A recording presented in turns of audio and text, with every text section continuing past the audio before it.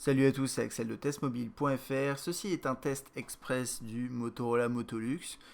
J'ai réalisé le test complet qui est assez long. Vous pouvez aller le voir sur la chaîne YouTube ou sur testmobile.fr. Et là, je vais essayer de tester cet appareil, de vous le présenter en moins de 10 minutes. Donc rapidement sur les specs, c'est un appareil avec un écran 4 pouces, résolution 480 par 854. On a 1 Go de mémoire ROM.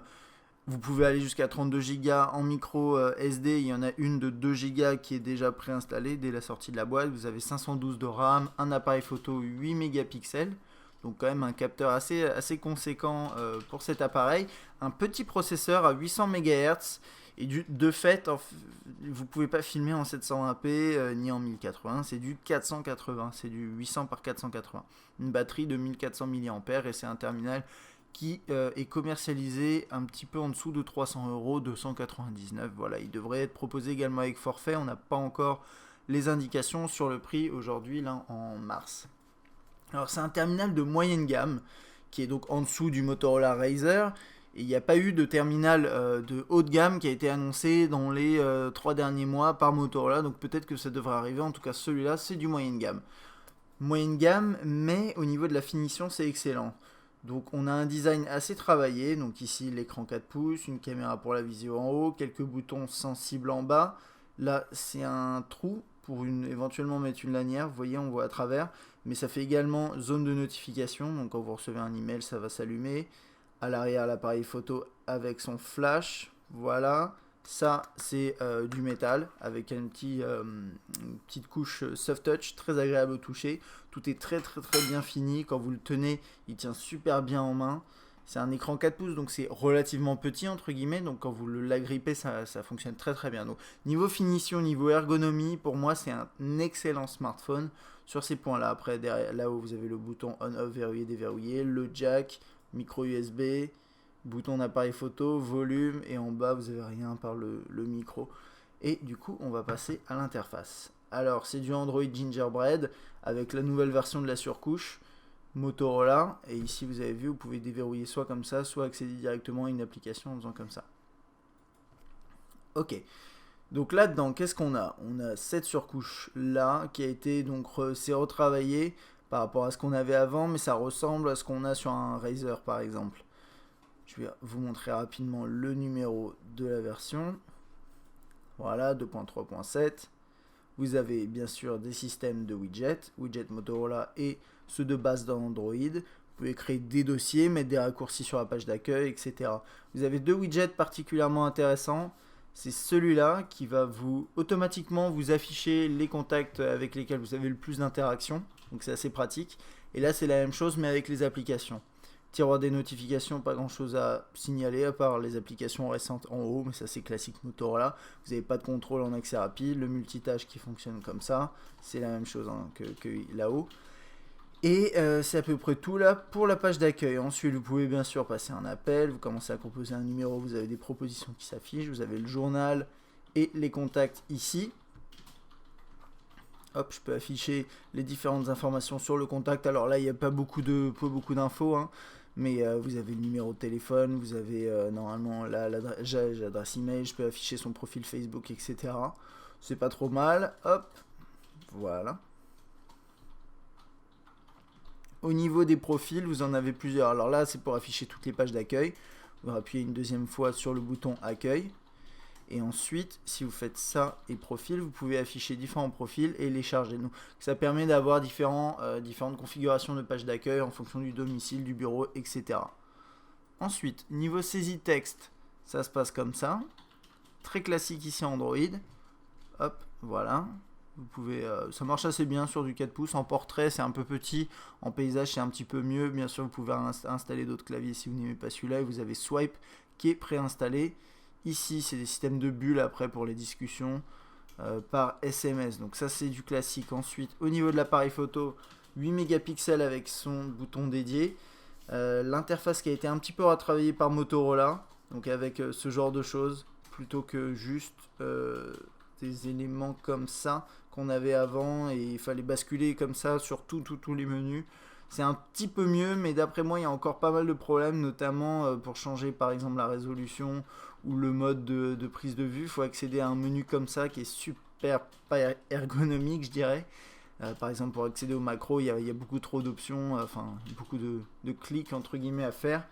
Au niveau de la qualité, vous verrez dans les échantillons, c'est pas trop mauvais. Donc là, c'est du 8 mégapixels. Vous avez également, bien sûr, un mode vidéo, donc qui filme dans WGA, ce que je vous disais, hein, donc pas de 720p ici. Et pareil dans les menus, c'est assez similaire, donc pas trop mal, mais au niveau de l'interface, enfin pas trop mal niveau qualité, mais au niveau de l'interface, il y a vraiment du travail à faire et Motorola n'a pas amélioré ça. On a l'agenda qui marche très bien. Donc voilà, vous basculez entre mois, semaines, etc. Ça c'est du grand classique. Au niveau du web, c'est pas trop mal, mais ça reste du Android moyenne gamme. Donc qu'est-ce que ça signifie? Ça signifie que vous n'allez pas, vous n'allez pas avoir une grosse fluidité. Je vais vous montrer ça tout de suite. Donc là, je suis connecté en Wi-Fi, ça doit être assez rapide.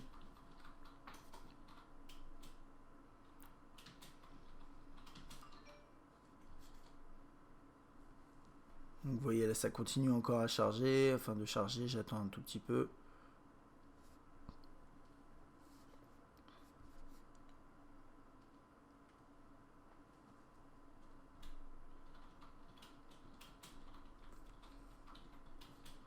Donc voilà, là la page a chargé et puis vous voyez, c'est galère quoi. Là il y a des éléments qui continuent de charger. Voilà, c'est bon là ou pas? Ok. Mais c'est pas excellent. Et bon, bah vous verrez, si vous voulez avoir un aperçu plus complet du web, je vous conseille de regarder la vidéo complète, mais clairement, ça manque un peu de fluidité sur le web, comme souvent en moyenne gamme Android, et c'est un petit peu dommage. Donc ça c'est un des points négatifs sur ce terminal, hein. C'est le web, c'est pas excellent. Là on est dans le menu, on a le système de tri assez bien fait. On va aller voir tout ce qui est email. On a un client email qui est bien conçu, qui est très basique mais bien conçu, assez fluide. Ça vous affiche pas mal de mails parce que l'écran, tout est bien géré sur l'écran. Voilà, vous affichez votre email, vous pouvez répondre, etc. Bien sûr, si vous utilisez Gmail, vous pouvez aussi utiliser le client Gmail ici. Mais bon, moi je vous conseille d'essayer les deux et puis vous verrez bien sûr les intégrations sociales. La galerie qui est très classique, là il n'y a pas de changement, hein, c'est une galerie, c'est la galerie Android de base. Vous verrez ces photos là dans le test écrit sur testmobile.fr et vous avez la lecture DivX en natif, ça marche bien.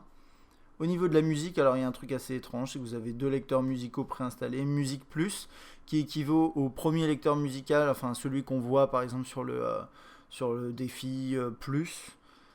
C'est celui-là, dont je parle souvent, qui est assez qui est pas très intéressant parce que finalement vous avez des fonctionnalités qui servent à entre guillemets rien, qui sont intégrées, et au niveau de l'interface c'est très basique, il n'y a pas beaucoup d'options. La qualité du haut-parleur est pas trop mauvaise. Vous verrez ça dans le test complet également. Donc là-dedans, quand je parle de fonctionnalités en plus, c'est voilà, on a les radios web, on a la recherche de clips musicaux, on a TuneWiki, intégration TuneWiki, on a aussi l'affichage des paroles, on a une sorte de Shazam qui est préinstallé également, mais derrière, l'interface n'est pas très sexy, pas très fonctionnelle. Ensuite, après, on a un deuxième client qui est celui par défaut dans Android et qui est là. Je sais pas si. Je pense que vous l'aurez également dans la version commerciale, je comprends pas pourquoi il est là parce qu'il n'était pas normalement. Mais bon, vous avez les deux possibilités. Maintenant, le seul point positif d'après moi sur ce terminal d'un point de vue musical, c'est la puissance, entre guillemets, la qualité du haut-parleur qui est pas mauvaise. Et voilà, c'est à peu près tout pour mon aperçu, mon test express du Motorola Motolux. Alors le Motolux, c'est un appareil intéressant, mais Motorola le présente comme étant le petit... comment ils disent ça? Ils disent qu'il est au top de la mode, ils disent qu'il est super performant, etc. Bon, moi je dirais que d'un point de vue design, il est bien, il est franchement réussi, l'ergonomie est excellente et les finitions sur cet appareil sont excellentes également, donc ça c'est une bonne chose, la prise en main est bonne. Après niveau fonctionnalité, c'est la surcouche Motorola un petit peu retravaillée qui n'est pas franchement exceptionnelle et qui m'a pas encore, je suis pas séduit par cette surcouche pour l'instant. Le web c'est pas très performant. La musique, le haut-parleur est bon, mais les lecteurs musicaux sont assez moches et peu fonctionnels. Au niveau de l'appareil photo, on a un bon appareil photo, une bonne fonction vidéo, mais au niveau de l'interface, ça a besoin d'être complètement retravaillé. Donc, somme toute, un appareil intéressant, surtout si vous arrivez à avoir un bon prix et que vous aimez bien le design et le fait qu'il soit 4 pouces. Mais derrière, je pense que Motorola a toujours et encore du boulot à faire sur sa surcouche pour enfin proposer un terminal Android qui est réellement puissant en moyenne gamme, parce que le Razer c'était quand même un bon terminal haut de gamme. Voilà, ça c'était pour mon test express du Motolux. Si vous avez des questions, n'hésitez pas à laisser un commentaire sur YouTube ou sur testmobile.fr. Vous pouvez également regarder le test complet qui dure je crois 40 minutes, quelque chose comme ça, qui est sur la chaîne ou testmobile.fr. À bientôt.